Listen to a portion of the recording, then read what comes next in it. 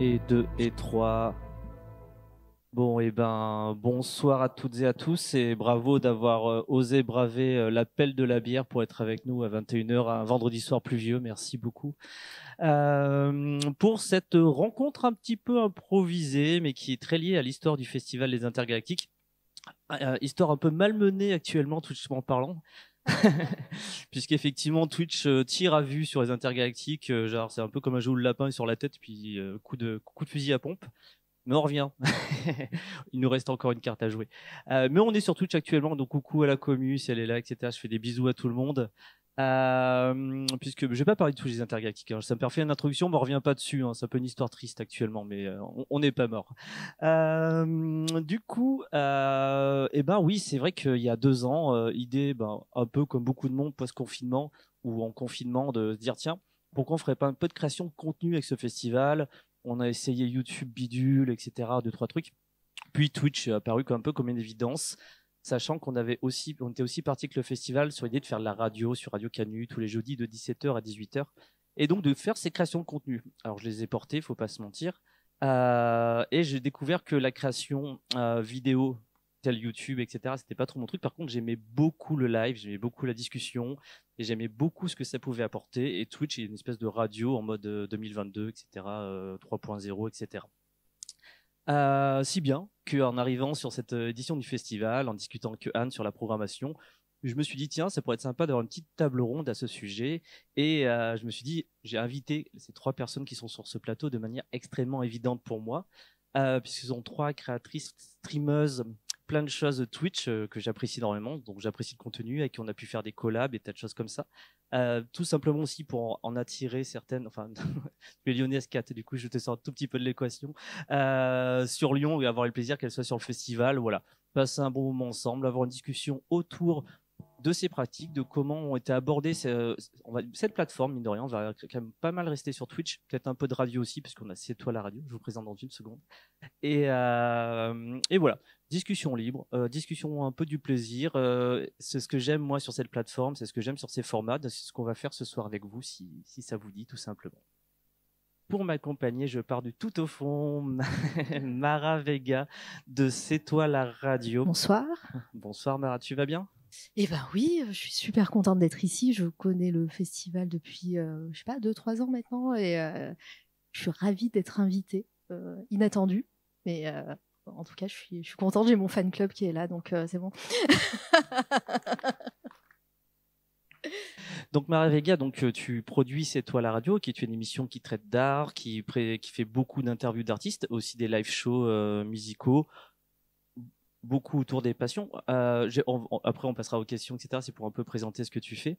Et donc, il stream sur Twitch, mais pas que. Tu as fait de la radio aussi de mémoire un petit peu. J'ai fait, alors juste avant Twitch, j'avais fait quelques chroniques à la radio, dans une radio locale vers chez moi. Et je parlais de jeux vidéo, donc ça se relie un peu à Twitch d'une certaine façon. Et ouais, j'ai beaucoup aimé l'exercice, et au final, j'ai voulu créer quelque chose sur Internet. J'avais aucune connaissance technique, et un jour, j'ai découvert Twitch. Alors, c'était bien avant le confinement, hein, vraiment, c'était en soi beaucoup de monde via le gaming. Et je me suis dit, après, j'ai vu des artistes faire des choses et tout. Je me suis dit, bah, en fait, c'est là qu'il faut que je fasse une radio. Donc voilà, j'ai fait quelques tutos sur YouTube, etc. Et je me suis dit, allez, c'est parti. J'ai lancé un jeu vidéo en premier, hein, faut pas se leurrer. Mais après, très vite, c'est venu en mode radio, petit talk show, etc. Et voilà, et depuis, ça fait 3 ans. Et je fais toujours des petits talk shows, des interviews d'artistes. Et aussi, voilà, j'ai mes comparses Jaber et Tommy qui font, eux, des DJ sets, un lundi sur deux. Voilà, on s'ambiance le lundi. Voilà. À sa droite, Zelda de la chaîne de Doctrice, dont je ne me situe plus trop la naissance. Post-confinement. Ouais, bon, on est tous passés par là, en gros. C'est ça. Cette vague-là. Chaîne qui traite des cultures de l'imaginaire dans leur ensemble, grand axe littéraire, sciences humaines, interviews, beaucoup d'interviews, des jeux parfois, et un petit bout de festival d'imaginaire sur Twitch, je dirais. Si tu valides, hein, tu peux me dire Oui. qui n'est pas n'importe quoi. Oui, on est partenaire de l'Ouest Hurlant et du coup, on hoste certains trucs en lien avec le festival. Voilà. Mais il y a une chaîne du festival qui est montée, qui va servir à un moment. Donc, dans 15 jours, si jamais vous êtes du côté de la Bretagne, voilà. Et on continue à sa droite avec Kat, qui n'est pas seulement la petite voix de Bolchegeek, mais qui a aussi donc sa chaîne à elle, qui est née assez récemment. Enfin, tu as pris des choses un peu régulièrement, assez récemment. Tous les mardis, tu streams une discussion, un peu moins pardon. d'un an, je pense. Ouais. Un peu moins d'un an, c'est ça, ouais. Et tes discussions sont assez larges, vont de la pop culture aussi à des questions beaucoup plus militantes et des sciences humaines, bien entendu. Du féminisme et beaucoup de ça autour. Et voilà, super chaîne. Donc tous les mardis pour le moment. Ouais, c'est les mardis. En général, je fais du 20h-22h. C'est un créneau que j'essaye de respecter en me disant bon bah tant pis. Si on n'a pas fini la discussion, ce sera l'occasion de faire un deuxième live. Là où pas mal de streameuses ou streamers poursuivent en mode c'est pas grave, on fait 5, 6, 7, 8 heures. Ce qui est très cool sur Twitch. Hein. Moi, je suis sur un format un peu X 2 heures, voilà. Et du coup, tu ne te verrais pas soit faire plus de... C'est une question bateau, mais ça permet de lancer un peu les trucs et tout. Soit faire plus d'émissions en semaine, ou c'est vraiment ce format 2 heures hebdo te convient absolument, ou tu allongerais éventuellement? Je suis assez ouverte à l'idée de streamer plus. C'est un exercice que j'aime vraiment faire. Et les entretiens, non, parce que vraiment rester sur le format une fois par semaine, parce qu'en général, j'essaye de les préparer, de bosser un peu les sujets que j'aborde ou les gens que je reçois, regarder un peu ce qu'elles font. Mais par contre, élargir, pourquoi pas. Après, c'est plus un problème d'emploi du temps. Parce que je suis assez occupée les soirs en général, et donc du coup pour l'instant j'ai pas encore trouvé trop cet équilibre, sachant qu'en plus moi ma particularité c'est que je fais vraiment rien d'autre que de l'entretien, c'est-à-dire que je fais pas de gaming, je fais pas de revue de presse, je fais pas de DJ set, voilà, je fais vraiment que ça, déjà parce que j'estime qu'il y a suffisamment de gens qui le font très très bien sur Twitch, et je suis une grosse consommatrice de Twitch. Donc j'aime bien aussi avoir du temps libre pour justement regarder les streamereuses que j'adore. Donc voilà, mais ouais, c'est quelque chose qui me traverse un peu l'esprit. Alors déjà, parce qu'il y a des fonctionnements de la plateforme qui font qu'aujourd'hui, en streamant qu'une fois par semaine, je suis très limitée dans ce que je peux faire. Notamment, je peux pas faire plein de choses qui sont liées à des fonctionnalités Twitch, parce que j'ai pas passé le cap de faut streamer tant de jours consécutifs, etc. Je peux pas, j'en sais rien, faire de sondage, avoir de petites émotes, avoir. T'es passé affilié, c'est ça, ouais. Affilié, ouais, voilà. Donc rien que pour ça, je me dis un jour, je vais me faire une semaine un peu marathon, organiser des trucs tous les jours, et puis après retomber sur un rythme qui me convient un peu plus, mais voilà quoi. Très bien, ça me permet de faire mon petit tour. Et toi, Zelda, tu streams 3 fois par semaine? 3 à 4 fois, j'imagine. Ouais, alors au tout début, c'était 2 fois par semaine. C'était mercredi soir et vendredi soir à 18h-20h. Et là, je suis en fin de rédaction de thèse, donc clairement, Twitch, j'ai pas le temps. Du coup, c'est le mercredi 18h-20h. Sauf si on a une invitée qui nous fait trop plaisir et d'accepter nos invitations et que le mercredi, c'est pas possible. Du coup, on décale un autre jour de la semaine où on fait 2 lives dans cette semaine-là. Mais là, jusque septembre, octobre, novembre, décembre, je sais pas si on pourra faire de live par semaine. Ça dépend si je suis sous l'eau et en dépression profonde. Mais la thèse, c'est compliqué. Mais ouais, sinon, c'est 2 heures. Et avant, c'était un mercredi, un programme fixe, donc une revue de presse, tu parlais de ça tout à l'heure. Une revue de presse le premier mercredi du mois. Ensuite, on avait la bibliothèque de Doctrice, Série Z, qui est un format plus audiovisuel, enfin, discussion autour de l'audiovisuel. Et le dernier mercredi du mois, le technicien est là et je ne me souviens plus, mais c'est pas très grave. Et le vendredi, c'était entretien, et maintenant on alterne entretien et format où je suis toute seule le mercredi. Voilà. Mais. Et pour avoir. Du coup, c'est pour que tu puisses rebondir dessus.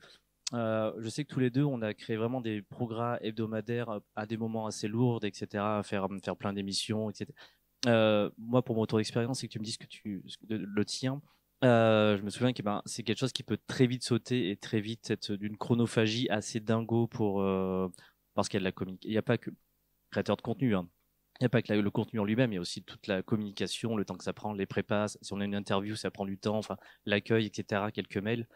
Est-ce que tu ressens ça de la même manière? En tout cas, moi, des moments, là, j'ai Twitch, à part passer des trucs en me marrant et puis se faire taper dessus, il se passe pas grand-chose concrètement de culturel sur cette chaîne. Donc, comme tu disais aussi juste avant que, oui, tu es en thèse, du coup, c'est beaucoup plus compliqué. Tu ressens aussi ce poids twitchesque du temps qui file et du poids que ça prend? Oui. Alors, Alors j'ai la chance d'avoir le technicien qui est là et c'est lui qui gère tout ce qui est lié à la com. En plus, il est graphiste, donc tous les jolis visuels que vous pouvez voir sur nos réseaux sociaux, c'est grâce à lui, c'est pas grâce à moi, hein. Clairement, il se passerait rien si j'étais toute seule. Mais ouais, et en fait, c'est une charge mentale de se dire, en fait, là, on a un truc, il faut que mercredi, on fasse quelque chose. Il y a un machin, on l'a invité, mais en fait, j'ai oublié de le relancer. Il faut absolument, c'est pas quelqu'un qui est très doué avec les technologies, donc il faut absolument qu'on fasse une rencontre avant pour rassurer. C'est le problème aussi en sciences humaines, c'est que on n'a pas toujours des gens qui sont très à l'aise avec les technologies. Enfin, l'université en général, ça dépend des générations des gens qu'on invite, mais les gens sont pas toujours très à l'aise avec la technologie et du coup, c'est beaucoup de travail en amont pour les rassurer qu'il va rien se passer de dramatique. Au pire, c'est pas génial, mais en général, ça se passe toujours très bien d'ailleurs. Mais voilà, donc c'est les rassurer, c'est prévoir des visions en avance pour vérifier que tout fonctionne la technique parce que c'est des sources d'angoisse très profondes, d'autant plus avec l'université confinée à distance sur Zoom, c'est des sources d'angoisse très fortes pour plein de gens et du coup il faut passer plein de leviers. Le fait que Twitch en fait c'est un truc très générationnel et que quand on invite quelqu'un qui a passé 50 ans, Twitch c'est un peu genre oui c'est comme YouTube, oui mais vous avez l'air de pas comprendre comment ça marche. Donc il y a plein de paramètres à prendre en compte et c'est vraiment du boulot. Et pour tout ce qui était... Ah mais si, le dernier mercredi du mois, c'était science-fiction, c'est terrible, c'était le format avec lequel on avait commencé la chaîne, qui était un format de vulgarisation sur les théories, sur les études littéraires en science-fiction. Et c'est pareil, moi j'ai tout ça dans ma tête, mais pour que ce soit intelligible et intéressant pour le public, ça demande de préparer. Et là, j'ai pas la place dans ma tête, j'ai pas le temps. Et en fait, maintenant que j'ai pas le temps, je me rends compte à quel point c'est une charge. Alors c'est pas péjoratif, c'est juste, c'est du travail.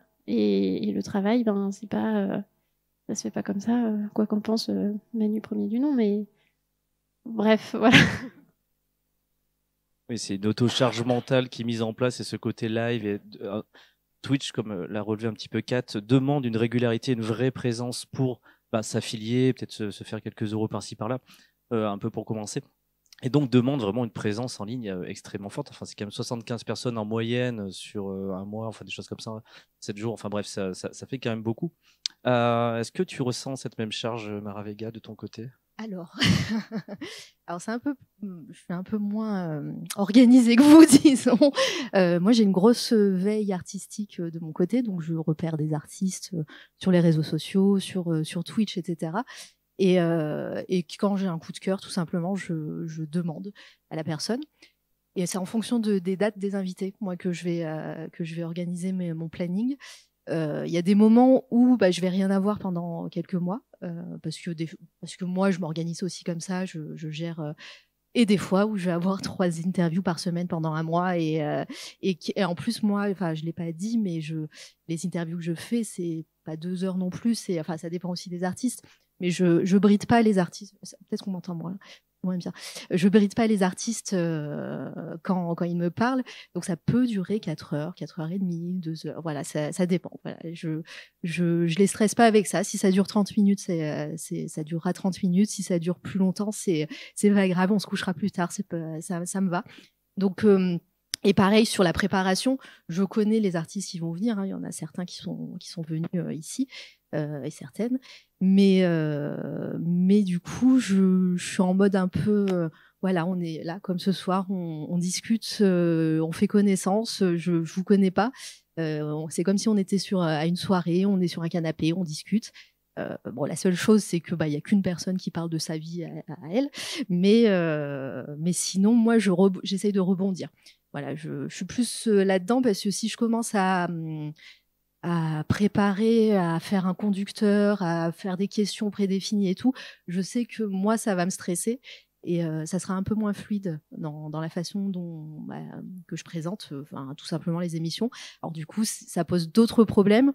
Des fois il y a des blancs, des fois on digresse, des fois il y aura des moments où je vais bafouiller comme là tout de suite. Il y aura des moments où je vais me répéter, enfin voilà, mais c'est aussi le charme de ce que j'essaye de faire, un endroit un petit peu plus accueillant. Voilà. Et du coup, au niveau du timing et de la charge mentale, pour coup, ouais, il y a beaucoup de charge mentale, surtout au niveau. Moi, je fais tout toute seule. Voilà, que ce soit les visuels sur Internet, que ce soit la mise en ligne après en mode podcast et tout. Voilà, c'est très très chronophage et du coup, je prends du retard tout simplement. Voilà, voilà, mais en vrai, je me mets pas de pression sur ça parce que ça y est, ça fait 3 ans. Même avant ça, j'avais l'habitude aussi de l'associatif ou des événements et tout ça. Donc au final, voilà, ça se fait. Si ça se fait pas, voilà, moi j'ai pas une grosse communauté qui va me dire sur les commentaires, c'est quand la prochaine interview, c'est quand qu'on te revoit, ou t'as pas. Des fois, je vois des commentaires sur Twitter assez horribles sur des plus gros comptes, mais voilà. Donc, je me mets pas la pression forcément sur ça et sur ce timing. Mais par contre, ça prend du temps et là, je travaille plus. Mais avant ça, je faisais tout le soir et le week-end sur mon temps libre. Donc, je faisais mes 39 heures au boulot et puis le soir, je faisais mes interviews comme ça. Le mois de novembre a été un petit peu sport cette année. L'année dernière, ça fait. J'ai dû faire. Sur 4 semaines, j'ai dû faire 15 ou 16 interviews. Itena qui est là pour te dire, mais je sais pas, mais j'en ai fait beaucoup qui ont duré 3-4 heures à chaque fois. Donc, et ouais, grosse charge mentale. Mais après, c'est. Je sais qu'il y a pas mal de gens qui nous écoutent aussi là sur Twitch et vous, mais c'est aussi un truc qu'on aime faire. Donc, on a cette charge mentale, mais à chaque fois qu'on lance le stream, on se dit, ok, il va y avoir tant de personnes, il va y avoir certaines personnes plutôt, et ça va être cool. Là, je vais avoir un artiste ou une artiste qui va me parler un petit peu de son parcours, et ça va être super intéressant. Donc, voilà, c'est des moments que j'attends moi au final. Je sais pas vous, mais voilà, je les attends. Là, en ce moment, je suis sur un événement qui s'appelle le Weekend Art. Je fais des streams sur une autre chaîne. Et en fait, voilà, c'est le kiff, quoi. Animer une émission ou parler de choses qui me plaisent, c'est quelque chose que j'aime faire tout au long de l'année, quoi. Est-ce que vous voulez rebondir sur ce que vient de dire Marvega ? Non, je suis très d'accord avec ce que tu dis. Pareil, je suis toute seule, donc à moi de gérer un peu la com, les machins, les trucs. Mais moi, du coup, c'est aussi un espace qui me fait du bien d'être toute seule parce que dans mon autre activité sur le web, je suis pas du tout toute seule. Et encore heureux. Donc c'est un peu j'ai ce côté effectivement j'adore ce rendez-vous-là, c'est mon rendez-vous du mardi soir avec ma petite commu à moi qui est pas forcément une commu qui est complètement poreuse avec la communauté de la chaîne Bolchegeek. Donc il y a aussi des gens qui sont là parce que ils aiment des choses que je transmets qui forcément ont moins de place dans le travail vidéo qu'on fait le reste du temps parce que c'est pas ça qu'on fait, parce qu'on n'est pas une chaîne de propagande féministe, n'est-ce pas? Parce que plein de choses. Et donc ouais, voilà, pareil, du coup, tant pis, je me mets pas la pression, je suis pas en retard sur des trucs. En général, j'annonce mon programme dans la journée, entre deux trucs, en mode, ah mince, j'ai oublié de mettre sur Twitter et sur Instagram. Et en même temps, voilà, moi, j'ai une petite communauté, j'ai des gens qui sont toujours là, donc c'est un peu aussi le rendez-vous entre nous. Et puis, des fois, il y a beaucoup plus de gens, et des fois, il y a moins de gens, et c'est pas grave. Et il y a ce côté qui est très agréable dans le sens où on se dit, quoi qu'il arrive, le taf que j'ai fait pour mener cet entretien, je l'ai pas fait pour rien parce que il y a des gens qui suivent et surtout moi j'ai une commu assez restreinte mais qui parle beaucoup. On a vraiment beaucoup d'échanges, beaucoup de questions, beaucoup d'interactions. Et je les adore vraiment pour ça, parce qu'en fait vraiment je me suis jamais ennuyée en stream, je me suis jamais trouvée à court de trucs à dire ou quoi. Alors après voilà, moi j'aime bien ce côté dire voilà, c'est un rendez-vous à heure fixe, etc. Ça part aussi de conviction personnelle, c'est-à-dire que j'adore le côté stream débridé, on peut durer des heures, mais en même temps c'est un engagement aussi que moi je prends avec mes invités en disant vous me donnez de votre temps gratuitement, je vous rémunère pas, je suis pas rémunérée. Par contre, je m'engage à ce que je vous prenne pas toute votre soirée, à ce que vous puissiez faire des trucs à côté. Donc ça, c'est vraiment un truc auquel je tiens. En revanche, pareil que toi, j'aime bien le côté ça peut partir n'importe où. C'est-à-dire que, ok, j'ai mon conducteur, j'ai mes questions, etc. Mais moi, une des émissions qui, à la base, est un podcast, et puis après, ils se sont mis de plus en plus à le faire en public, qui m'a beaucoup inspirée, c'est À bientôt de te revoir. Je sais pas si vous connaissez, par Sophie-Marie Larouille. Et c'est vraiment, ça part de questions qui peuvent être très anodines, et ensuite, ça s'enchaîne en déroulé de discussion, et on part sur des trucs hyper fondamentaux. Et j'aime bien ce côté-là, exactement comme toi, on a l'impression d'être un peu posé dans mon salon, on est chez moi, on est tranquille, on papote entre nous. Ok, le thème qu'on aborde ce soir-là, c'est ça, mais en fait, une discussion, elle peut partir n'importe où, et c'est pas grave, c'est trop cool, c'est ça que j'ai envie aussi. L'exemple le plus parlant à ce sujet-là, c'est un stream que j'ai fait il y a quelques temps. J'avais invité une streameuse qui s'appelle Dollywood, que j'aime énormément, et on devait parler de jeux vidéo indépendants parce qu'elle était jury au Stunfest, parce que c'est vraiment son cœur de travail. Et en fait, à je pense minute 10 maximum, on a commencé à parler de cinéma et de pop culture, parce que c'est des choses qui nous passionnent. Et en fait, on a fait 2 heures sur cinéma et pop culture. Et à la fin des 2 heures, j'ai dit du coup, tu reviendras faire un stream où on parlera de jeux vidéo indépendants. C'était trop bien. C'était vraiment trop bien. Et voilà, et moi j'adore ça. Je me dis, j'ai fait un conducteur, il me servira un jour, il est pas perdu. Et en fait, c'est trop bien. Les gens avaient trop envie de discuter de cinéma. Moi, en fait, je le savais pas, mais je crevais d'envie de discuter de cinéma avec elle, et puis c'était parfait, quoi. Et si je peux rebondir, je crois qu'en fait l'intérêt de Twitch, c'est justement de se laisser porter. On en parlait le week-end dernier. Twitch, c'est vraiment se laisser porter par nos lignes de désir. Et c'est ce que je dis à tous mes invités. Les lignes de désir, c'est, vous savez, quand vous avez une pelouse et la mairie a décidé de faire un chemin pour les piétons, et qu'en fait tout le monde traverse la pelouse au milieu, et tout le monde traverse la pelouse au milieu au même endroit, et du coup ça fait un chemin, et ça s'appelle une ligne de désir. Et je trouve que Twitch, c'est vraiment trop bien pour ça, parce que on se laisse porter par nos lignes de désir, parce que en fait en fait on est dans notre salon, en fait on est chacun chez soi, et on se pose avec une tasse de tisane ou une tasse qui cache de la bière, ou peu importe, et c'est déjà arrivé plein de fois, mais pas que moi. mais il y a ce truc en fait on est là pour passer du bon temps, et si un stream avec des invités, c'est pas un stream où tout le monde prend du plaisir, c'est un stream qui a servi à rien, et on est là pour la communauté qui nous suit, on est là parce qu'on a envie d'échanger avec la personne qu'on invite, et c'est vraiment, en fait, je pense que Twitch, plus que YouTube, parce que YouTube, c'est un peu, l'algorithme est un peu tout fucked up, mais Twitch, c'est vraiment un endroit où on fait communauté dans le sens le plus plein du terme. On est ensemble, on a des intérêts ensemble. Là, il y a des gens qui sont là, que j'ai rencontrés grâce à Twitch, et que c'est des amis hyper proches de mon cœur, et il y a, enfin, tu vois, quand tu dis que t'as ta commu et que tu les adores, en fait, ouais, t'es pas obligé d'avoir une commu de 3000 personnes qui te suivent avec toujours au taquet, où t'as toujours 3000 personnes en live. T'as pas besoin, parce qu'il y a le côté émotionnel qui prend le pas, et que on passe une soirée ensemble. C'est un rendez-vous entre copains, comme on se donnerait rendez-vous dans un bar, quoi. Pour papoter, raconter nos lives, partir en délire de au fait, vous savez, l'Eurovision cette année, mais alors c'est un truc de dingue. Alors que c'était pas du tout ça, que la personne en face de nous, elle est pas du tout calée Eurovision, mais on finit par en parler, et finalement c'est très drôle, et ça fait rire tout le monde, et on est dans l'entertainment, mais vraiment dans le sens où juste on s'enjaille ensemble, et c'est trop bien.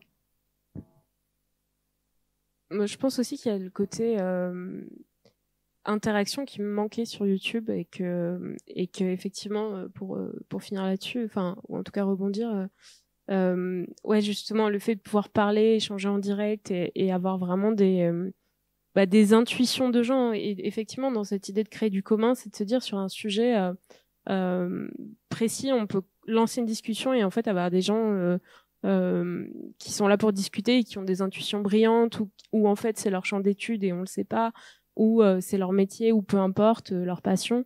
Et ce truc-là, il est vraiment hyper, pas unique à Twitch, mais en tout cas sur le web, c'est vraiment pour en tout cas cette sphère-là de Twitch, un espace qui fait du bien et qui est une forme d'éducation populaire. Et moi, c'est vraiment voilà une ligne enfin, l'éducation populaire pour moi, c'est vraiment la base.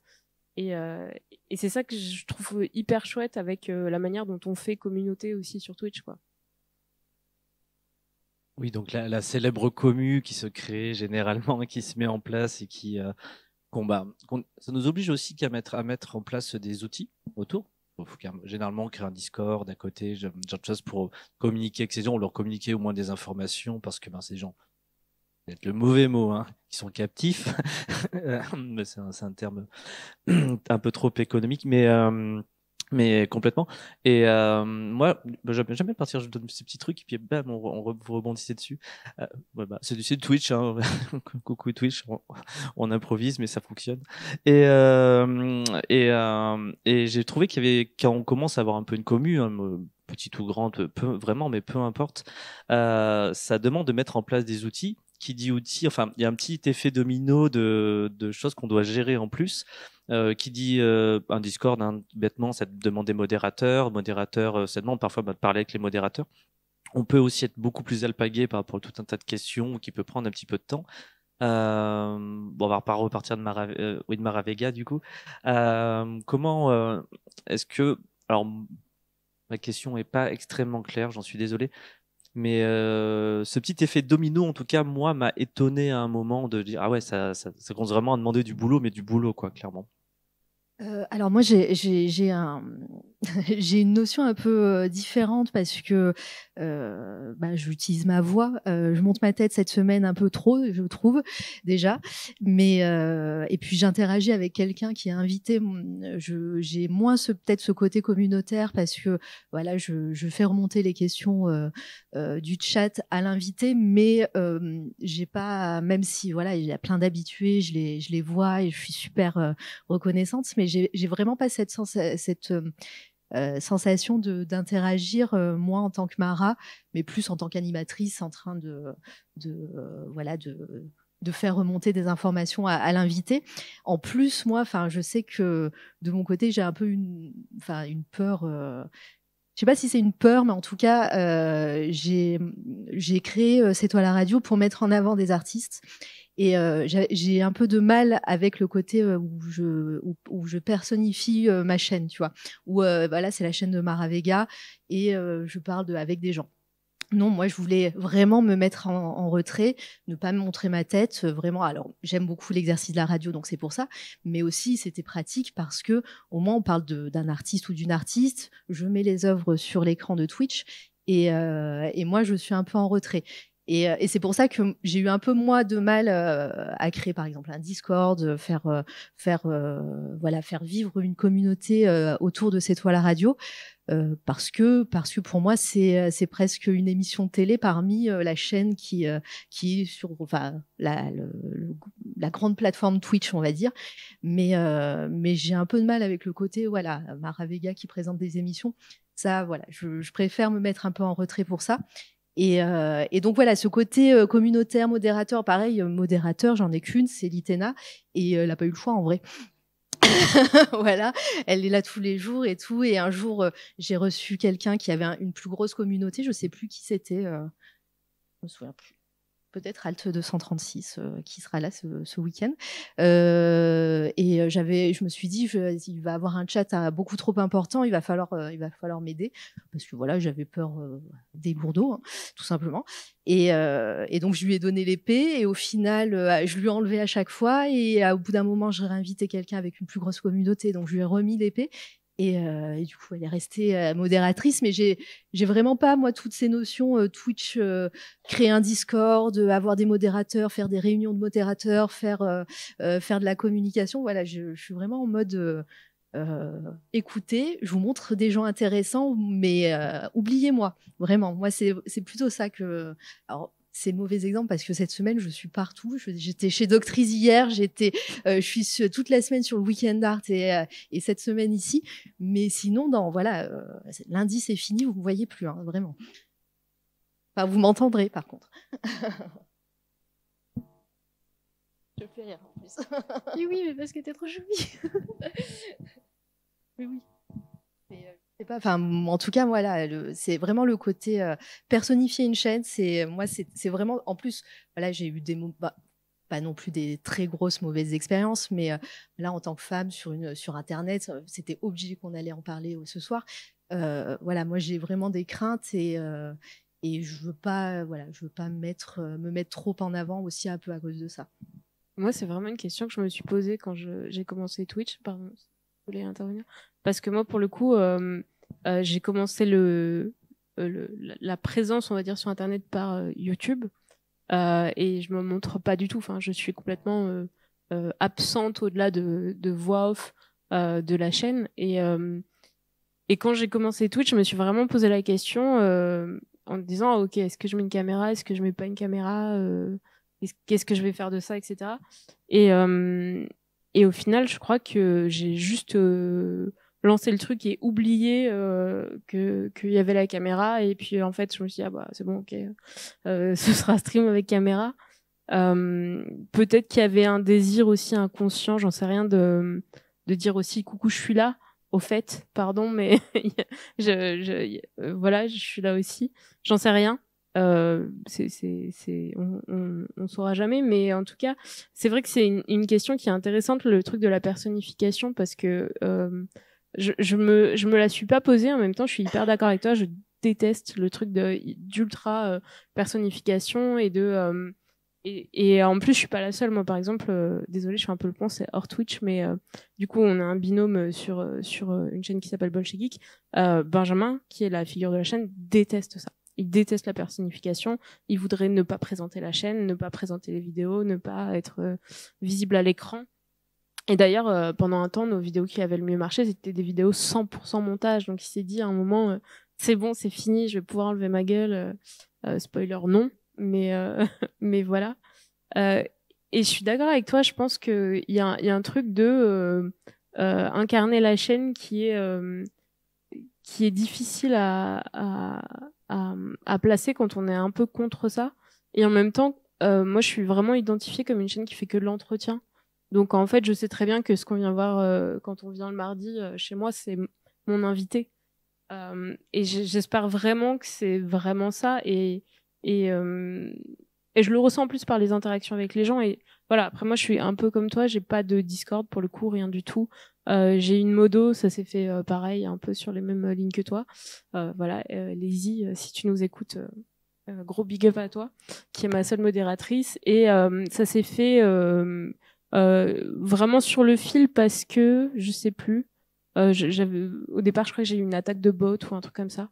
Enfin voilà, c'était hyper compliqué à gérer. Et quand tu fais de l'entretien et que tu discutes avec une personne de trucs en plus souvent sujet un peu sérieux, je sais pas si je dirais sérieux, mais en tout cas peut-être des fois un peu sérieux, un peu profond, des fois ça part aussi sur l'intime. J'ai envie d'écouter vraiment la personne avec qui je parle, et donc gérer les trucs d'attaque de bot ou de ce genre de merdier, c'était un peu compliqué. Donc gros merci à elle. Et sinon, le reste du temps, bah, j'en ai jamais besoin. Il y a de temps en temps des gros raids. Et en fait, ça se passe très bien. Et probablement que ça se passe très bien aussi parce qu'elle est là. Hein, et qu'elle met les bons paramètres, le chat en follower only ou ce genre de choses. Mais du coup, j'ai pas cet aspect trop gestion. Ouais, voilà, avec une modération forte, avec ce genre de truc. C'est vraiment un truc que j'ai pas pour l'instant. Et tant mieux, et j'espère que ça va durer. Voilà. Moi, j'ai surtout besoin de la modération pour me faire remonter certaines questions parce que j'ai trop du mal avec le chat des fois et ça part trop vite et tout. Oui, quand même. Mais voilà, mais c'est vrai que après j'ai pas eu d'attaque de bots et je pense aussi c'est un truc qui me protège aussi de pas montrer ma tête, c'est que dans la miniature on voit juste des barres qui bougent et les images des artistes qui sont en interview, il y a pas ma tête, on voit pas que c'est une femme qui présente une émission ou quoi que ce soit. Donc moi je suis un peu, enfin en 3 ans de stream, j'ai jamais eu d'attaque de bots, jamais eu de propos, enfin voilà, il y a toujours des gens qui se perdent avec des propos haineux et tout, ou des gens qui disent des trucs un peu HS aussi. Ça, je me souviens d'un qui racontait tout et n'importe quoi, mais rien à voir avec ce qui se passait à l'écran. Et voilà, donc je pense que ça me protège aussi. Le côté caméra, c'est moi je me dis, en plus déjà ça me permet de pas me coiffer et de pas m'habiller, je suis en pyjama et tout ça c'est le principal. Là cette semaine j'ai dû m'apprêter pour faire des émissions, c'était l'enfer. mais voilà, le côté faire vivre la chaîne et vraiment comme tous les autres streamereuses, faire modération, plein de gens qui modèrent, des gens qui sont là pour le Discord, qui font vivre le Discord et tout. Pour l'instant, je me sens pas moi à l'aise avec tout ça. Pas toi. Toi, tu as un Discord. Toi, tu as un modérateur ou des modérateurs. J'ai plusieurs modératrices. Il y a Albine. D'ailleurs, si vous la connaissez pas, Albine, elle est fabuleuse. C'est une encyclopédie du manga.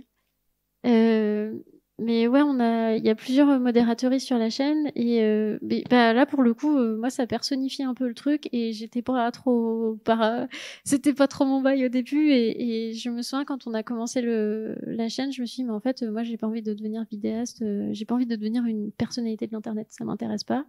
Déjà c'est cringe quand t'es une nana, enfin il y a rien qui va là-dedans. Et en fait, il y a cette ambiguïté derrière Doctrice parce que les gens qui connaissent la chaîne m'appellent Doctrice et en même temps pour moi Doctrice c'est le technicien et moi c'est une équipe. Et du coup. C'est le nouveau Link de Zelda du coup. Ouais, c'est ça. Oui. Mais du coup il y a ce truc. Moi je sais que Doctrice on est deux et du coup quand on m'appelle Doctrice je me reconnais et je me retourne et il y a pas de souci mais je le vis pas spécialement comme un appel personnel et en même temps l'année dernière à l'Ouest Hurlant il y a des blogueuses qui sont venues me voir en me disant ah mais c'est toi Doctrice, ah bah c'est super ton truc machin. Je me dis oui, je sais pas qui t'es. Je suis désolée et c'est terrible parce que les gens ils connaissent notre visage et ils nous interpellent et ils nous connaissent et ils nous reconnaissent et ça c'est bizarre comme expérience de se faire reconnaître. Doctrice c'est pas une grosse communauté non plus quoi.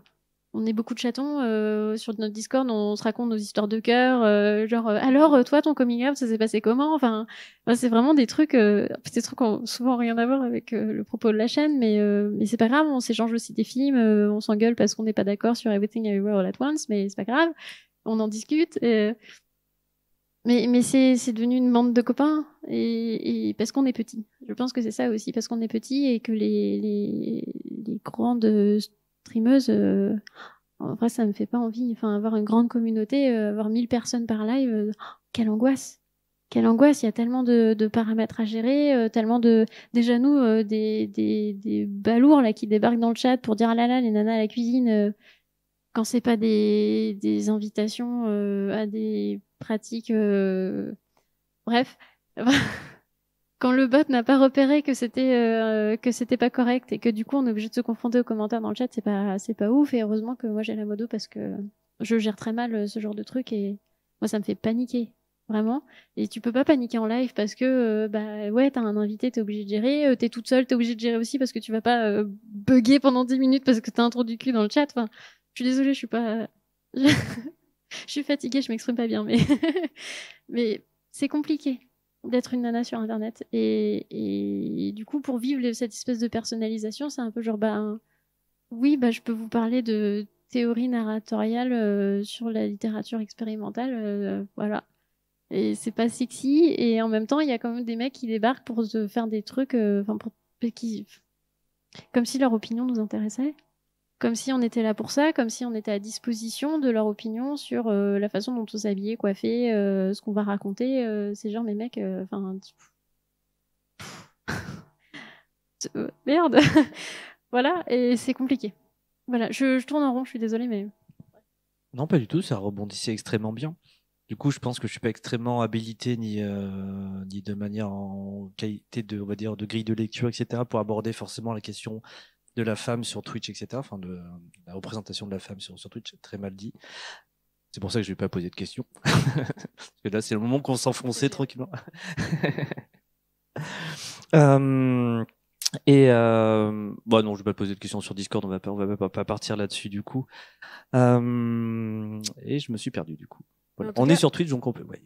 En tout cas, c'est cool. Enfin, tu vois, par exemple, le fait que tu soulignes que tu poses pas de questions là-dessus, je trouve ça chouette parce que ça fait du bien aussi d'avoir passé ce cap-là. Et c'est aussi ça qui est cool en venant sur certaines chaînes Twitch ou dans certains festivals comme les Inter, c'est qu'on sait qu'on va pas avoir le truc de alors, vous êtes une femme sur Internet? Oui. Très bien. Vous avez tous les podcasts, toutes les émissions, tous les trucs depuis 2015, hein, où en fait pendant des années et des années et des années, tout le monde a dit alors, vous êtes une femme sur Internet? Et du coup, les femmes sur Internet ont répondu oui. Oui, on en chie. Spoiler, on en chie aussi dans la vraie vie. Et en fait, ça n'a rien d'original et rien de novateur.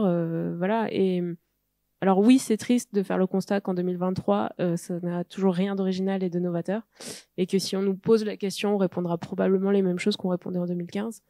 Mais du coup, ouais, merci justement de dire alors vos contenus, alors du coup la modération, qu'est-ce que vous en pensez? Est-ce que c'est compliqué d'avoir des gens qui bossent gratuitement pour vous ou pas? Parce que c'est un peu ça aussi la modération. Il y a d'autres débats que être une femme sur Twitch, et du coup merci pour ça. J'en suis ravi, merci. Merci. D'ailleurs, Jal, la rémunération des modérateurs sur les intergalactiques, comment ça se passe? Ah ben, si on commence à faire le taux horaire, je pense qu'on va être très preuve. Je vais devoir lâcher mon salaire et un peu plus, clairement. Mais en fait, c'est une vraie question que je me suis posée quand j'ai, pour la première et la seule fois, non, je crois qu'il y en a deux en vrai, que j'ai justement donné l'épée à quelqu'un, parce que c'est un petit, bon, j'imagine que tout le monde connaît Twitch, mais c'est un petit pictogramme d'épée, sinon pour la modération. Se dire vraiment, ok, c'est quand même quelqu'un qui va avoir un travail de surveiller que ça se passe bien, de réagir en cas de problème, etc. Et moi, j'ai un vrai problème avec le travail gratuit, donc j'étais mal à l'aise avec ça. Et c'est intéressant de voir que c'est une question qui commence à se poser dans pas mal de communautés, notamment des grosses communautés. Et voilà. Et donc moi, par exemple, la personne qui fait la modération chez moi, elle est très claire avec le fait qu'elle est pas du tout obligée d'être là, elle est pas du tout obligée de modérer, etc. Et je lui redis à chaque fois. Il n'empêche que factuellement, elle est quand même là et elle modère quand même et elle m'aide quand j'ai besoin. Mais voilà, il y avait quand même aussi ce truc-là avec lequel je suis pas très à l'aise, et donc du coup, je me dis au fur et à mesure que je vais avancer dans mon parcours sur Twitch, je vais devoir me poser la question. Quand on stream très peu, on n'a pas de revenus Twitch. Les gens qui streament régulièrement, ils touchent, ils peuvent avoir ce qu'on appelle des subs, ils peuvent avoir des dons, et il y a plein de systèmes pour toucher de l'argent sur Twitch et enfiler une grosse partie à Amazon, évidemment. Moi, c'est pas le cas. Par exemple, je stream qu'une fois par semaine, donc il n'y a pas de monétisation, il n'y a rien. Donc j'ai même pas ce truc-là que je pourrais reverser symboliquement à des modérateurs ou des modératrices. Je sais que la question remonte à plein d'endroits. Je sais par exemple qu'il y a des chaînes comme David Dufresne où tous les modératrices sont payés. Il y a de plus en plus de gens qui commencent à soulever ces questions-là, et c'est chouette parce que je pense que à terme, comme il y a des gens dont streameuse c'est le métier, il y a des gens dont le métier sera modératrice à temps plein. Et à temps plein, pas parce que vous allez streamer 12 heures par jour et faire voilà, mais à temps plein parce que quand il y aura les moments de travail, ce sera des moments de full-time vigilance, surtout si vous êtes dans des communautés où ça peut partir vite, où vous pouvez avoir des gros raids de gens qui ont des énormes commus, voilà quoi, où on s'entre-raide pas que entre gauchistes, féministes, etc. Non, mais c'est vrai, tu as raison sur ce côté-là, sur la modération. Alors pareil, je pense que dans les petites communautés, petites streamereuses, etc., on sait que voilà, on n'est pas, la personne n'est pas obligée d'être là. Moi, j'ai été frileuse de donner la modération à quelqu'un parce que voilà, moi, je voulais me débrouiller toute seule et ça me dérangeait. Voilà, comme tu disais. Qu'il y ait quelqu'un tout le temps qui pourrait se sentir obligé, même si on en discute avant ou après, etc. Je sais qu'il y a certains streamers et streameuses qui commencent à en parler, notamment Avamind, qui est une énorme streameuse, qui a énormément pris en notoriété, disons, sur ces dernières années, où elle a fait un mois entier où alors c'était pas les subs parce que c'est compliqué après, je pense, avec la comptabilité, voilà, j'y connais rien, mais qui a fait tout un mois où tous les dons donnés sur sa chaîne étaient pour ses modérateurs et modératrices, et voilà, donc c'était, alors évidemment elle a communiqué sur ça, elle s'en est pris plein la tête sur les réseaux sociaux, voilà, il y a des gens qui lui ont dit mais pourquoi tu fais pas ça tout le temps, et pourquoi tu pourquoi tu le fais déjà aussi, mais mine de rien il y a plein de gens qui ont noté l'initiative parce que elle est arrivée avec je pense, le confinement, avec des gros événements et auxquels elle a été invitée. Et au final, c'est une jeune, elle est jeune dans le monde de Twitch parce qu'il y en a qui streament depuis 8-10 ans, depuis le début de la plateforme. Et ces personnes-là n'avaient pas fait cette démarche de donner un peu plus d'importance aux modérateurs et de les rémunérer, tout simplement. Et donc, petit à petit, ça avance, mais voilà, encore une fois, il y a Twitch, la plateforme Twitch ne fait rien pour les modérateurs. Enfin, ils pourraient, je sais pas, faire des des petits systèmes de pourcentage à reverser sur les. Enfin, j'y pense comme ça. Ouais. Je veux pas te couper, juste la petite parenthèse. T'inquiète. Je trouve ça super intéressant. J'y ai jamais pensé, donc là, je vous écoute avec grande attention. Oui, mais après, voilà, mais c'est surtout, Twitch n'a pas ce côté, allez, soutenons les modérateurs et modératrices. C'est vraiment, voilà. Après, c'est des personnes importantes. Alors, moi, je connais pas pour des grosses chaînes comment ça peut se passer sur comment on gère une équipe de modération.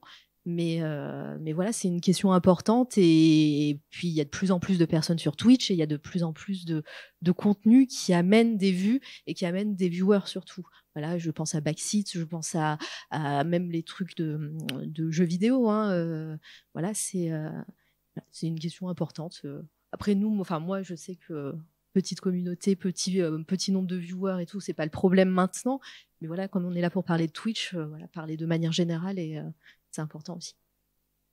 Pour dire, en même temps, ça se pose la question de pourquoi on fait Twitch et c'est quoi la dimension professionnelle là-dedans, parce que nous, on l'a fait parce que confinement, parce que frustration, parce que voilà, mais si on n'est pas dans une démarche de professionnalisation, comme beaucoup de streamereuses en fait qui se lancent là-dedans parce que ça peut rapporter, parce que travailler c'est perdre sa vie à la gagner, et que autant qu'à faire, autant gagner sa vie en jouant à des jeux vidéo. Enfin, il y a une cohérence derrière et il y a un projet professionnel, et du coup la modération elle va avec, parce que c'est une petite entreprise en fait, quelque part, sans le statut légal, mais ça reste une coopération d'individus au but de gagner un salaire, et quand on commence à faire du Twitch parce que juste on a envie de donner son opinion sur un sujet, ou parce qu'on a du savoir à partager, je pense qu'on se pose pas la question aussi, et j'ai perdu mon fil de pensée. Merde, je m'en allais où? Je sais plus. Attendez. Modération.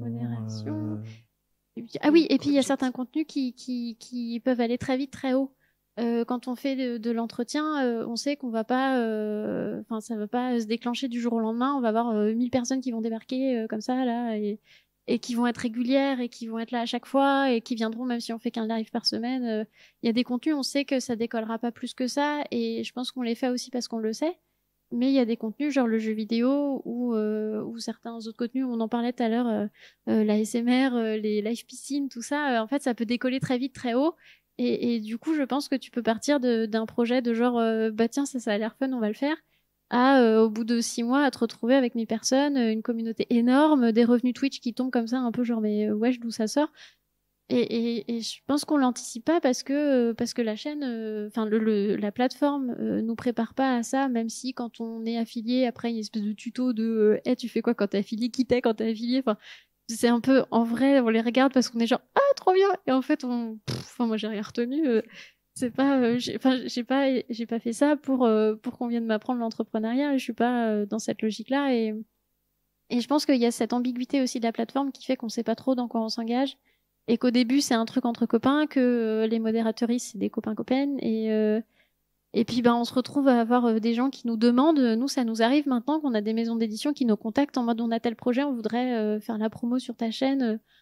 Parfois, c'est un peu compliqué parce que tout l'aspect com n'a pas été pensé en amont par la maison d'édition et nous, on se retrouve à devoir un peu gérer ça en plus. Et c'est pareil, tu parlais de travail non rémunéré, on se retrouve à faire du travail non rémunéré qui en fait relève de département com, d'une maison d'édition ou d'une autre plateforme ou un truc comme ça. Et en fait, on est à la fois une caisse de résonance, à la fois un outil pour d'autres partenaires. Et nous, on est là au milieu. Et en fait, moi personnellement, j'ai pas commencé à faire du Twitch pour avoir la mouleur. Et bon, bref, ouais. Mais du coup, ça pose beaucoup de en vrai, je suis pas d'accord avec toi parce que il y a aussi les mécanismes de la plateforme qui nous poussent à oublier qu'au départ on est là parce que c'est un hobby. Pourquoi ? Parce que dès que tu lances un stream, il y a des processus qui se mettent en place. Dès que tu coupes ton stream, tu reçois des stats, tu reçois des incitations à restreamer le lendemain, à dire ah regarde là t'avais 15 viewers de plus que d'habitude et là ah mince t'en avais 20 de moins, etc. Et tout marche en objectif. Ouais, tout marche en objectif, tout marche en succès, en gamification, etc. Et il y a une vraie incitation au toujours plus. Et c'est vrai que cette incitation-là, j'ai l'impression que parfois on peut se perdre dedans et oublier que bah non, en fait, on avait fait ça parce qu'on avait envie de faire ça et rien de plus, rien de moins. Et voire même quand ça marche, en fait, être capable de dire en fait, j'ai un stream qui marche. Tous les soirs, alors c'est pas mon cas, hein, c'est une expérience de pensée. Tous les soirs, quand je stream, que je fais mes entretiens, je stream devant 5000 personnes et en fait, je pourrais potentiellement en vivre. Être capable de dire, ouais, mais non, en fait, mon métier, il est pas là et c'est mon hobby et mon passe-temps et garder comme ça peut devenir difficile et périlleux parce que tout est pensé sur Twitch comme des objectifs, des succès et du toujours plus et du rendement, quoi. Et toutes les pubs qu'on te met en début de stream, au milieu, alors voilà, si tu peux les activer ou les désactiver, ces publicités, mais on te dit si tu mets les pubs, peut-être que tu vas avoir 30 balles à la fin du mois, oui. Et, jamais, Amazon se sert. Mais... moi, je les ai pas activés, mais il y a quand même des pubs au début, mais j'ai dû avoir 1 euro, allez, vite fait. D'ailleurs, en ce moment, c'est vraiment c'est un enfer. Les pubs sur Twitch, il y en a 2-3 d'affilée à chaque fois. Bon, bref, passons. Mais voilà, ouais, tout est fait pour que tu t'affilies. Alors, pour les personnes, alors peut-être pas dans la salle, mais qui nous écoutent, quand on commence Twitch, on a un statut juste de streameuse. Mais quand on commence à avoir des statistiques un petit peu plus, voilà, 3 personnes en permanence sur 7 lives d'affilée pendant 1 mois. Enfin, pas d'affilée, 7 lives pendant 1 mois. Et 25 heures, il me semble, ou peut-être un peu moins, ou un peu plus. Ouais, c'est ça. Et on a le statut d'affilié. Donc, on a l'affiliation. Et cette affiliation, si on la met, permet aux gens qui nous regardent de nous donner des subs. Donc, des abonnements. Ils payent 4 euros pour nous soutenir. Clairement, c'est du soutien, c'est du mécénat, c'est pas une rémunération plus que ça. Enfin, t'as le droit à des émotes à mettre sur. T'as pas de pub. Ceci dit, t'as pas de pub, mais c'est seulement ça comme avantage. Et les streamereuses vont avoir 50% de ces 3 ou 4 euros. Et au bout d'un moment, tu peux, on te dit, ok, maintenant t'es affilié. Et si t'étais partenaire, et là, partenaire, il faut faire 75 viewers en permanence, c'est encore plus. Donc voilà, on a tout le temps ce petit objectif et voilà, c'est fait exprès pour faire toujours plus. Et quand on a des formats, et puis ça fait rêver, parce qu'on voit aussi des streamers et des streameuses qui font des 1000 viewers, des 5000 viewers sur des émissions un peu cool et tout, et tu te dis mais comment ils ont fait? En fait ils ont fait ça tout le temps, ils streament tous les jours, et ils streament des fois 8 heures par jour, et voilà, et Twitch t'oblige tout le temps, et au bout d'un moment je sais que certaines personnes ne peuvent plus. Il y a plein de gens qui ont arrêté le streaming parce que ils se sentaient obligés de venir streamer, qui culpabilisaient quand ils venaient pas streamer. Et voilà, on repart sur la charge mentale, mais ce côté, ok, ces petits shoots de satisfaction quand tu streams, quand tu es avec des gens et que tu arrêtes ton stream, tu as envie de revenir parce que c'était cool quand même. Au bout d'un moment, ça pèse, et Twitch fait en sorte que ça te pèse encore plus, j'ai l'impression. Une streameuse qui parle hyper bien du poids du streaming sur la santé mentale, c'est OP Crotte. Je sais pas si vous connaissez, mais je vous conseille. Voilà, elle fait plein de choses diverses, mais c'est quelqu'un qui est très ouverte sur l'impact psychique de Twitch, et je trouve ça chouette.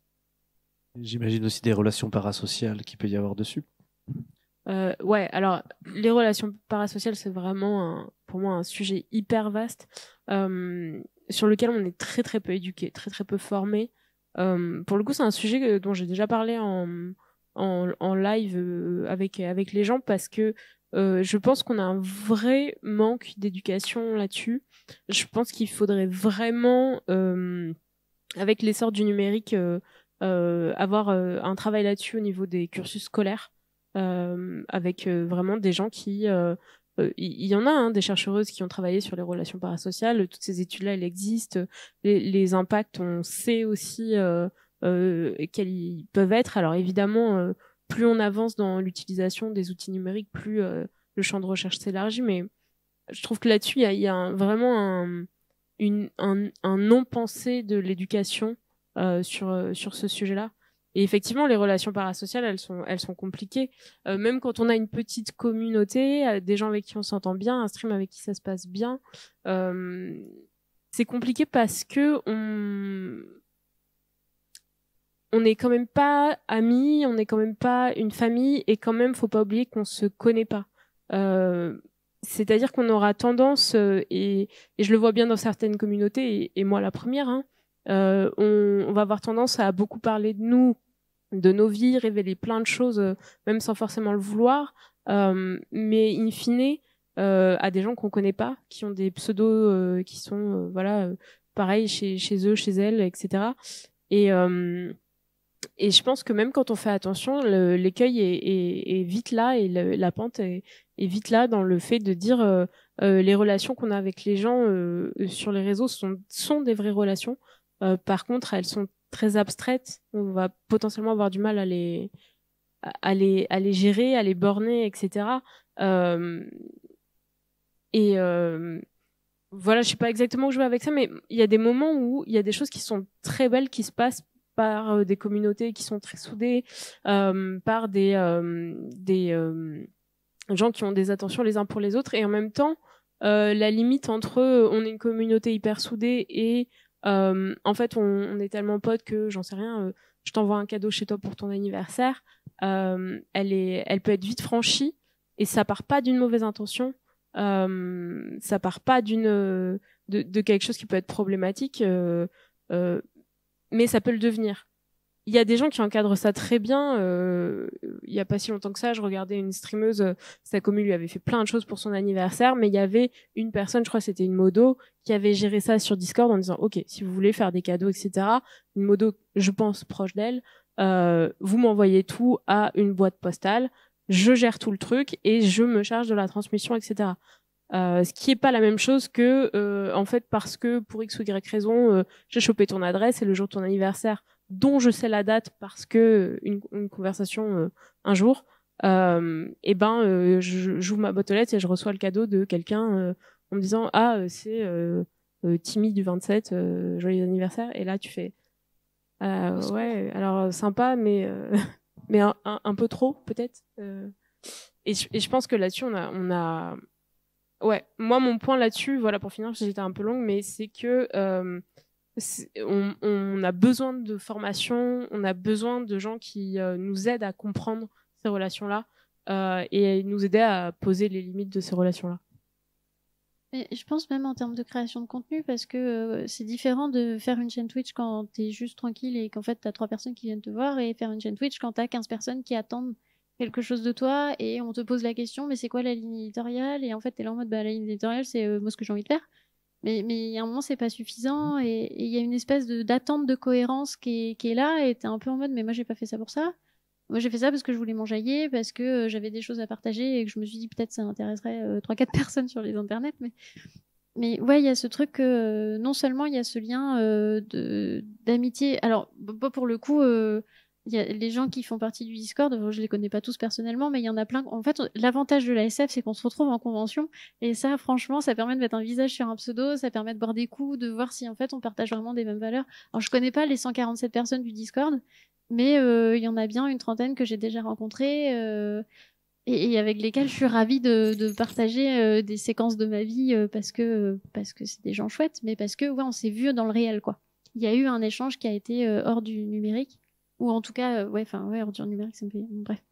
Mais par ailleurs, il y a tout ce qui va autour de en fait, on est là parce que les gens sont là parce qu'on a créé un truc.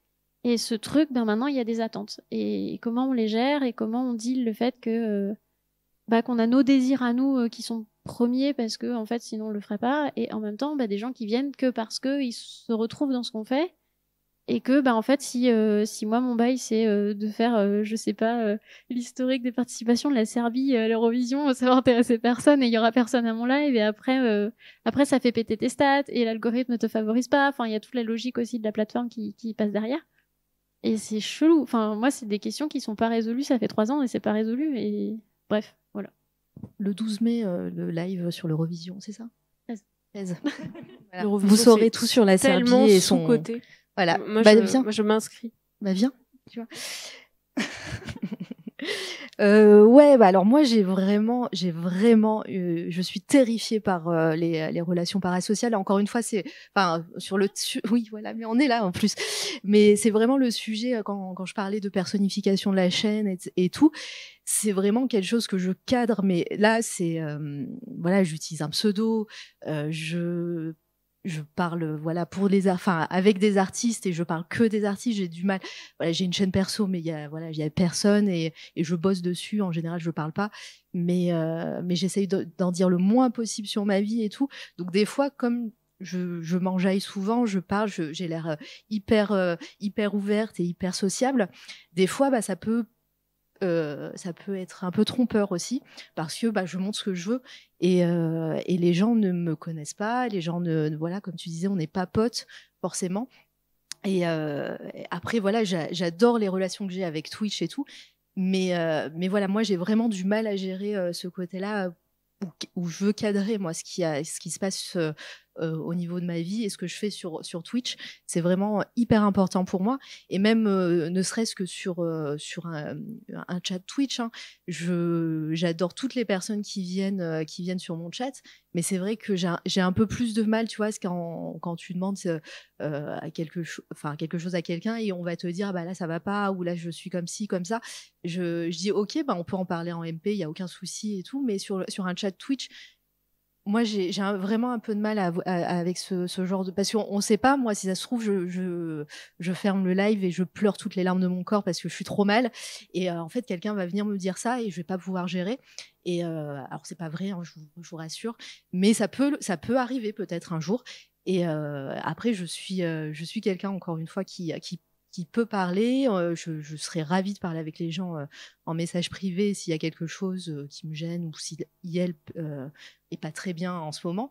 Mais c'est vrai que ces relations-là, comme les gens, alors moi sur cette toile à radio on me voit pas, mais tu vois, en ce moment je monte ma tête un peu beaucoup.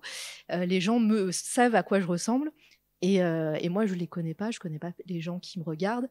Et eux, ils ont l'impression de faire partie de ma vie. Ils ont le bureau derrière moi quand je mets la caméra, etc. Ils savent comment c'est un petit peu agencé chez moi. Mais encore une fois, c'est juste une pièce de chez moi. Si ça se trouve, à côté, il y a autre chose et que je veux pas montrer et tout. Et voilà, mais c'est vraiment quelque chose que j'essaye de cadrer, mais parce que ça me terrifie, j'ai vraiment beaucoup de mal avec ça. Voilà, après, je suis hyper contente de voir des gens que je connaissais pas, voilà. Mais ouais, j'ai vraiment du mal. Voilà, ça se compte sur une main, vraiment, les personnes avec qui j'ai une relation amicale sur Internet. La plupart sont là aujourd'hui, d'ailleurs. Mais voilà, et ceux qui connaissent des choses de ma vie, bah, c'est des gens qui me connaissaient avant, justement. Et voilà, même si j'ai ce côté un petit peu, voilà, je parle, je suis sociable, j'aime bien parler avec des gens, j'aime bien écouter les gens parler, mais au final, c'est juste une infime partie de ma personnalité. Et sur Twitch, que ce soit avec les autres streameuses, bah, j'ai l'impression que des fois, elle est un petit peu fine, cette limite, et les gens peuvent se permettre des choses qu'ils ne se permettraient pas s'ils n'étaient pas sur Twitch, quoi. Ce que je trouve intéressant, c'est les gens qui flirtent vraiment avec cette limite-là et avec des cadres précis. Encore une fois, je pense à la streameuse d'Hollywood parce que c'est une streameuse que je suis beaucoup et il y a un effet de communauté très fort chez elle. Je pense que j'ai pu dire 1 milliard de choses de ma vie perso que j'aurais jamais pensé dire sur Twitch sans forcément rentrer dans les détails ou quoi, mais sur son stream. Et je trouve qu'elle a une très bonne gestion de ce truc-là, de dire on est un genre de petite famille, on va s'entraider et se motiver sur des sujets précis. Il y a même une récompense de points de chaîne où tu peux te faire daronner par elle quand tu as besoin d'un petit coup de pied au cul. Donc je trouve ça vraiment... elle prend cette position-là volontairement et en même temps, elle est très carrée sur attention, justement, pas de... Alors, on a tendance à utiliser les anglicismes, donc pardon, mais trauma dumping, vous entendrez peut-être sur Twitch. Donc déposer dans le chat vos traumas, vos expériences traumatiques, etc. On fait pas ça parce qu'on sait pas justement exactement ce que tu disais, qui nous lie, comment ça peut être perçu, etc. Attention à quand même pas donner trop d'infos, pas trop de machin. Et par exemple, moi, je serais parfaitement incapable de faire ça sur ma chaîne à moi. Donc je le fais pas. Il y a peu de rapports de proximité. Il y a pas ce truc de voilà, un truc très commu, très famille, etc. Mais par contre, je l'admire chez elle. Je l'admire parce que tout le monde est un peu au courant de cette limite-là et on va discuter, j'en sais rien, des chats des uns des autres, parce que j'ai vu que dans Twitch... Je finirai là-dessus, c'est prévu. J'amorce. Non, mais je suis d'accord sur ça, c'est que moi, je parle de mon expérience, mais des communautés où, justement, comme d'Hollywood, qui est adorable et c'est trop bien, ces streams... voilà, je l'ai découverte il y a très peu de temps parce que bah, voilà, elle m'arrête une fois. Mais j'admire ça vraiment dans les autres communautés où il y a justement qu'on arrive à lier tout ça tout en ayant un petit... parce qu'elle arrive aussi à mettre les limites et sur Twitter, voilà, elle arrive à gérer ça. Mais du coup, moi, je parle pour mon expérience, mais évidemment, les autres streamereuses, c'est incroyable. Ouais, mais je suis super d'accord. Mais chez moi, ça marcherait pas. Enfin, je pense que je m'en sens pas capable. Ah ouais, mais moi non plus, hein, c'est pour ça. Moi, je suis pas du tout capable, mais c'est incroyable dans certaines communautés. Mais c'est vrai, d'Hollywood, je l'ai en tête aussi. Il y en a d'autres que... Alors moi, je suis plus les streams artistiques. Voilà, je pense notamment à Souris de Coton aussi, qui a alors un côté très cocooning en plus dans son stream et tout. Elle est toute douce quand elle parle et elle lit tous les messages et elle rebondit et tout. Et sur son Discord aussi, je me souviens. Alors je suis plus sur les Discords. Hein, j'ai eu un moment je pars de partout. Voilà, c'est le moment où j'en ai eu marre un peu de Internet, disons. Mais je me souviens, voilà, sur son Discord aussi, c'est très familial et c'est incroyable parce que c'est tout doux. Mais moi, ça marcherait pas parce que on me dit ça va, je suis mal à l'aise, quoi. Voilà. Oui, bah sinon il y a cet artiste qui est super bien, voilà. Si rebondis, Kat. Non, j'allais dire, en revanche, j'ai récemment aussi appris à oser, j'allais dire politiser, enfin, automatisme, mais si en fait un peu des choses aussi de l'intime, c'est-à-dire que il y a des choses aussi qui sont de l'ordre du personnel, qui à un moment donné, mais ça je pense que ça me vient pas de Twitch ou du parasocial, mais beaucoup plus de la formation féministe ou de ce genre de choses. Choisir ce que tu vas dire de ton intimité, de ta vie personnelle, etc. Choisir aussi dans une optique de d'éveil de conscience, voire de politisation, et je pense que ça c'est aussi un truc que je découvre avec Twitch. C'est une limite que j'expérimente depuis un moment, ce qu'on montre de soi et tout ça, mais depuis très peu de temps, par contre, j'ose aussi me dire, ça, par contre, ça fait partie de mon intimité, mais je vais en parler sur Twitch parce que c'est important, parce qu'il faut aussi que les gens prennent conscience d'eux. C'est un processus qui est pas évident non plus, je trouve, de dire par contre là je vais faire le choix de révéler un truc, mais comment je borne les limites de ça, comment j'en parle avec les gens. En l'occurrence moi le sujet c'est pas du tout un secret parce que c'est sur Twitch, c'était l'endométriose, et faire comprendre aux gens que ok c'est quoi vivre avec de l'endo, en fait pourquoi là je stream pas parce que je suis fatiguée et parce qu'en fait physiquement je serais dans l'incapacité de le faire, etc. C'est aussi des choses qui sont des pas à passer et des bornes pas forcément évidentes à mettre, mais qui sont hyper intéressantes une fois que tu l'as fait. Et ça, je suis assez contente d'apprendre à le faire aussi en dépassant ce truc du parasocial, en disant là, on va rentrer dans du vraiment intime pour le coup. Par contre, on en dira ce qu'on a envie d'en dire.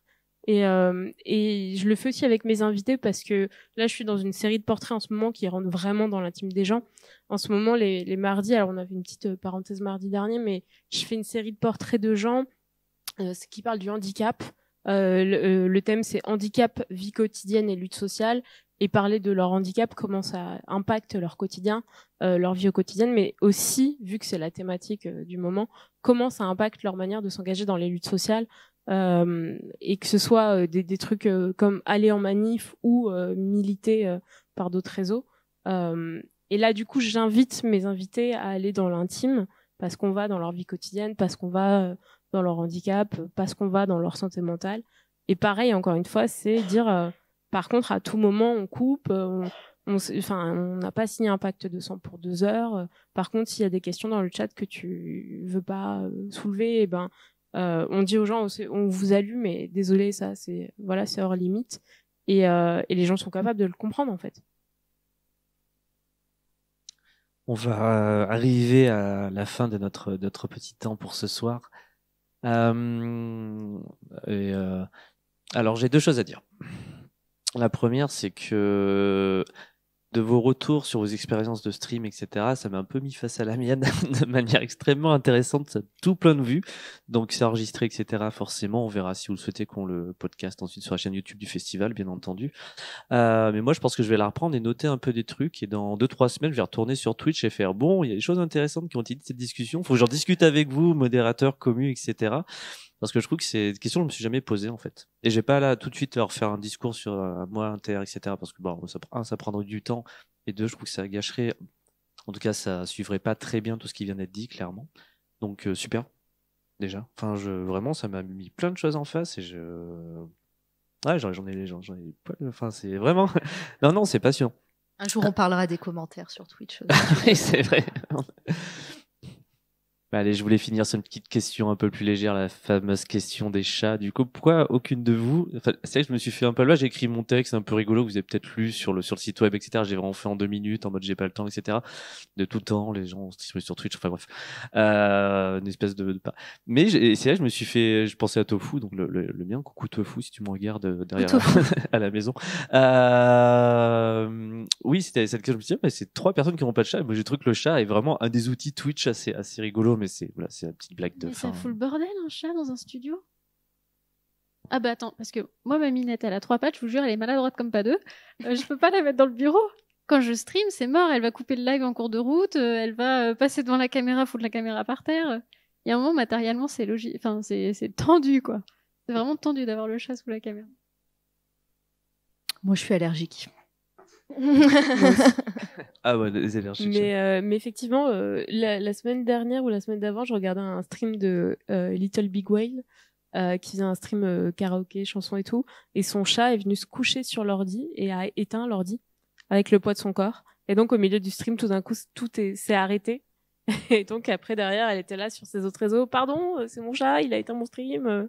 Voilà, mais effectivement, le chat prend beaucoup de place sur Twitch. Hein. Ouais, il y a une vraie attente. Enfin, l'animal, et même moi, quand je regarde un stream que j'aime bien, qui a le chat, je suis juste content. Il y a Mando c'est ça, que j'adore. Et voilà, il y a des chats, tu t'attaches un peu au chat parce qu'il fait un truc à un moment où juste il y a une caméra sur lui. Il y a plein de camcats, carrément. d'Hollywood, notamment. Dolly, son chat a une place énorme sur le stream. Il y a même des émotes et tout. Mais oui, effectivement, il y en a plein. Moi, les premières camcats que j'ai découvert, je crois que c'était chez Marinette Perrin, qui a 2 chats aussi, qui ont leur caméra attitrée, etc. Morgane Oflenko fait pareil. Voilà. Maintenant, elle a son studio dans le patelin à côté de là où elle habite, enfin de elle habite. Et il y a dans leur maison avec Philémon, il y a une caméra pour le chat là où il dort. Donc ils sont pas au même endroit, mais il y a la caméra du chat qui dort. Si on est à donner des noms, il y a Litena qui a plusieurs chats, et son chien aussi, qui passe souvent. Mama Paprika aussi qui a sa camcat de temps en temps. Galactic Amy aussi. Oui, voilà, de Galactic Amy, mais on connaît. Moi, j'aime bien les chats. C'est juste que les chats des gens. Voilà, on connaît. Mais il y a un vrai truc en plus. On connaît leurs noms, ils se donnent des nouvelles. Enfin, c'est un truc de ouf, quoi. La relation parasociale, je sais pas. Voilà, la relation parasociale. Déjà le comique troupier. Mais je pense sincèrement que je regarde peut-être proportionnellement plus de chaînes Twitch de gens qui ont des chats que de gens qui n'ont pas de chat. Faudrait faire des stats, mais je suis à peu près sûre de ça. Il y a un truc avec les chats, c'est sûr. Mais les streamereuses sont des personnes à chat, j'ai l'impression. Il y a moins de personnes, alors peut-être quelques-uns ou quelques-unes avec des chiens, mais qui passent à l'écran, pas des masses. Alors les chiens, je pense à Jules, qui a un chien qui s'appelle Jim. Je pense à Teresa chez Nathalie. Sandrine Deloffre, elle stream pas, mais Flibust est un personnage important du lore de Garage Deloffre. Sandrine, son prénom. Mais non, les chiens, j'en connais pas énorme. Mais parce qu'il faut sortir le chien quand tu streams, t'es devant ta caméra, ton chat il est posé là, il ronronne, il fout le bordel dans ton bureau. Mais c'est vrai que le chat est un animal de streameuse pro, quand même. Quand tu passes 12 heures par jour chez toi devant ton ordi, t'as besoin de compagnie. Mais de compagnie qui se démerde. Genre, je lui mets de ses croquettes, un plaid, et puis voilà, je suis pas seule chez moi. Mais voilà, c'était ça ou le poisson, mais quand le même cochon pas. d'Inde. Voilà. Alors, si on est parti. Non, bonjour à l'Émile Lapanin aussi. Mais elle était bien cette question parce que ça nous a permis de dire des coups de cœur aussi de personnes et donner des noms. C'est vrai que c'était involontaire, mais je suis content que je pense que c'est la qualité aussi des intervenantes que j'ai ce soir qui aide aussi à rebondir sur les pires questions, quoi. Allez, la dernière petite question un petit peu rapide, petit tour à tour. Quelles sont votre actualité des semaines prochaines Twitchesque, si vous en avez bien entendu? Ça va être long. Non, je plaisante. Non, cette semaine, alors moi, je voulais faire vraiment un coup de cœur là sur cette semaine où le Twitchart est en effervescence, puisqu'il y a un concours d'illustration, que ce soit traditionnel ou numérique, qui se passe en ce moment dans toute la catégorie Twitchart en France, qui s'appelle le Weekend Art, qui s'appelle Watt de son petit nom, qui a été créé par 2 streameuses, une petite Marie qui est peintre et Paume qui est aussi illustratrice et qui fait de la peinture. Elles ont créé ça toutes les deux. Ça fait 3 ans et donc pendant une semaine, 10 jours maintenant, plein de personnes bachotent un petit peu sur un même thème. Cette année, c'est la marraine, c'est Ultia qui a donné le thème. Contre toute attente, elle a donné un thème assez darkos quand même. Elle a donné comme thème Pandémonium, donc capitale des enfers et autres joyeusetés. Mais voilà, donc tout le monde là depuis une semaine, on est vendredi, aujourd'hui, depuis une semaine aujourd'hui, tout le monde est en train de bosser sur ça, dont des personnes qui sont ici. Et je voulais vraiment mettre en avant ça parce que Twitch ne répond pas aux messages et ils se rendent pas compte qu'il se passe quelque chose au niveau du Twitchart, que là il y a des centaines de streamereuses ils sont en train de dessiner, que ce soit en numérique, que ce soit en traditionnel. Il y a aussi le grand public, mais qui ne stream pas du coup, mais qui pouvaient participer. Il y a 400 personnes qui participent. Là, il y a en grand public, il y a 632 personnes qui ont été inscrites cette année, donc c'est vraiment énorme. Et moi, j'ai comme mission d'animer la chaîne du Watt, donc du Weekend Art, toute cette semaine. J'ai fait une émission lundi, mercredi, et là, on va faire le rush de fin dimanche. Je rentre des Intergalactiques et à 21h, je suis en live pour faire le rush de fin. Et voilà, donc je voulais faire un gros big up à Paume et Marie parce que elles ont géré ça toutes les deux, toutes seules, des centaines de personnes. Et je vous invite vraiment à aller taper art sur la barre de recherche Twitch et de cliquer sur tous les pseudos que vous pourrez voir. Voilà, il y a des gens mais incroyables qui font ça. Sur les réseaux sociaux, les premières offres commencent à tomber. Et voilà, donc quand ça sera fini, moi je reprendrai mes petites interviews normalement mardi prochain avec Ava qui fait de la calligraphie et qui fait aussi qui est fabricante d'aquarelles artisane, qui fabrique ses propres pigments et qui gère ça en live en plus, qui a une chaîne Twitch. Donc voilà, ça sera dès mardi pour moi. C'était long. Heureusement que je suis passée la première, vous voyez. Zelda? Moi, la semaine prochaine, je crois que je vais rien faire. Et dans 15 jours, je co-host la scène Twitch de l'Ouest Hurlant. Parce que je fais aussi partie du pôle audiovisuel du festival et on s'est hypé à faire une scène Twitch. Donc, en gros, une scène ouverte pour toutes celles et ceux qui voudraient venir streamer pendant le festival. Kat sera dessus, normalement, si tout va bien. Et puis, il y aura des streamereuses du coin. Saïd est là, il y aura Mana et Plasma qui sera sur le festival. Donc, il y aura des trucs chouettes. Moi, je vais hoster le live d'ouverture du festival avec rencontre avec la marraine et le parrain de l'Ouest Hurlant, qui sont Kitty Stewart, qui est là ce week-end, et David Brie. Et puis, le live de clôture avec discussion avec les lauréats du prix Essai et Revue. Dont on a plusieurs personnes qui sont invitées aux Intergalactiques, qui sont sélectionnées pour certains prix. Donc, c'est vraiment trop, trop chouette. Donc, si vous hypez la vie avec ces autoristes, n'hésitez pas à vous connecter dimanche soir, le dernier week-end d'avril, le 30, dimanche 30. Et puis, voilà. Donc, ça va me prendre tout mon week-end. Je vais pas voir le soleil, donc je stream pas avant. Voilà. Moi, du coup, Twitch, c'est les mardis soirs à 20h. J'ai un petit inconnu sur la semaine prochaine si je vais streamer ou pas, mais probablement qu'il y aura quelque chose. En tout cas, celui qui est déjà prévu, c'est le stream du 25, donc toujours le mardi soir, dans 15 jours, la semaine de Ouest Hurlant, où je continue donc ma série de portraits handicap, vie quotidienne et lutte sociale. Et là, j'aurai Kit en invité. Son pseudo sur Twitch, c'est Just Kit, qui fait aussi le Art Challenge, il me semble, je veux pas dire de bêtises. Et voilà, et Yael sera mon invitée. On va parler de plein de choses, notamment de handicap et de lutte sociale, vu que c'est le thème.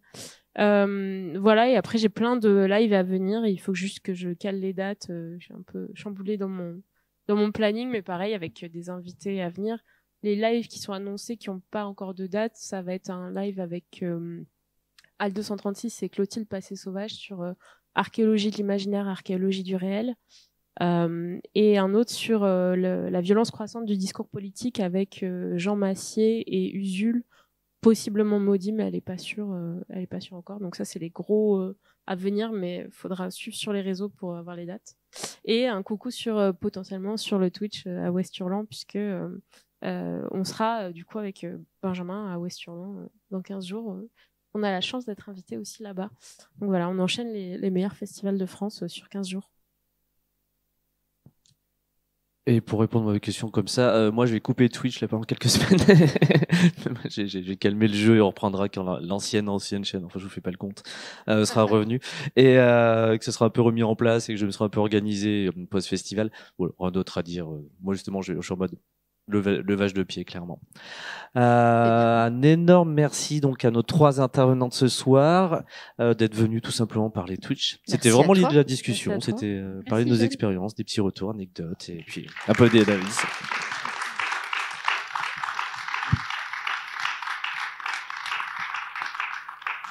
sans leur sauter dessus, etc. Parce que la relation parasociale, même dans une table ronde, il faut faire attention. Le bar est ouvert de la MJC jusqu'à environ 23h, 23h30, etc. Vous pouvez prendre un verre, etc. Et puis voilà, profitez du reste du festival. J'espère que vous reviendrez demain pour le reste des aventures qui nous attendent. N'hésitez pas à choper un catalogue au merchandising ou à poser des questions, pas trop à moi. Mais voilà. Un énorme merci, belle soirée et à demain, j'espère.